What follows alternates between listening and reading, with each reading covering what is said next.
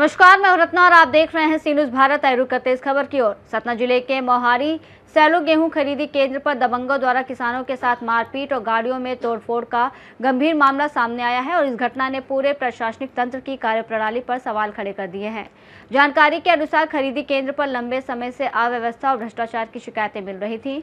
आरोप है कि केंद्र पर कुछ लोगों का दबदबा है जो अपने हिसाब से काम कराने और पैसे के लेन देन के आधार पर व्यवस्था चलाने का दबाव बनाते हैं।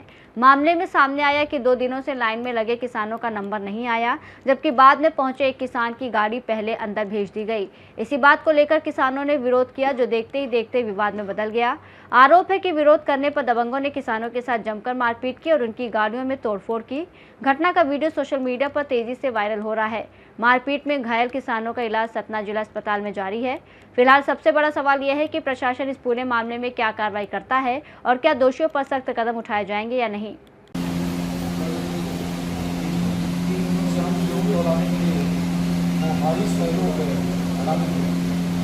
वहाँ कल बड़े भाई शाम तक खड़े रहे 3 मिनट के बाद, और वहाँ के जो कुछ नेता हैं, विकास तिवारी मोदी और उनके पिता सुनील तिवारी मुखिया, वो ऐसा बोलते हैं कि अडानी ग्रुप में जो सैलो है कि हम चलाएंगे, हम जिसका चाहेंगे उसका गेहूँ तोड़ा जाएगा और जैसा हम चाहेंगे वैसा ही यहाँ का शासन चलेगा।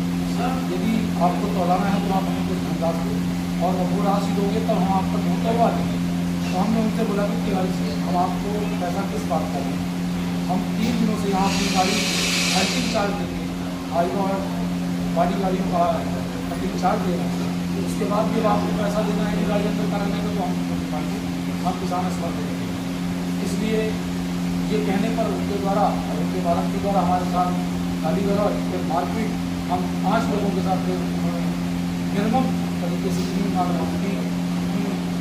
मैं तो किसी तरह मेरे को तो जान से मारने की धमकी दी और मुझे वहाँ के प्रबंधक द्वारा किसी तरह साइलों के ऊपर चढ़ा कर मेरी जान बचाई गई।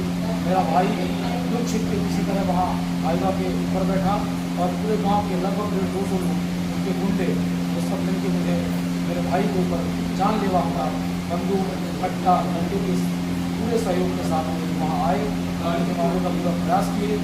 मेरी गाड़ी को वहाँ चकनाचूर कर दिया वैगनार को, FC-19 89 को वैगनार को चकनाचूर कर दी गाड़ी को, और उनके द्वारा मुझे ये कहा गया कि मैं तुम्हारे ऊपर जानलेवा हमला करूँगा, तुम्हें जान से निकाल दूँगा। और इसके बाद तब मैंने SDM महोदय नागौर और DI साहब नागौर को सूचना किया।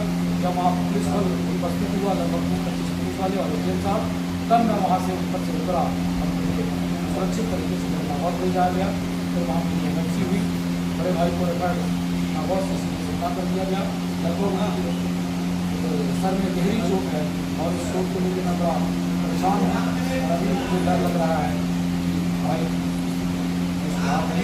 और वो गुंडों के द्वारा ऐसी मैं जानलेवा हमला करूँगा, मुझे आशंका भी हो सकता है कि जानलेवा हमला।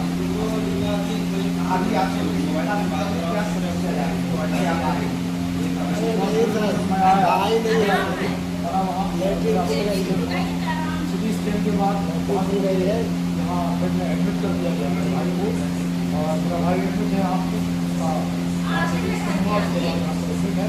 और यहाँ भी डॉक्टर के द्वारा बताया जा रहा है कि डॉक्टर आ रहे हैं, लेकिन तब तक हमने डॉक्टर तुलसी में डॉक्टर। सतना से सी न्यूज़ संवाददाता शिवम गुप्ता की रिपोर्ट। यह घटना सरकारी खरीदी केंद्रों की पारदर्शिता और सुरक्षा व्यवस्था पर गंभीर सवाल खड़े करती है, जिस पर तत्काल सख्त कार्रवाई की आवश्यकता है।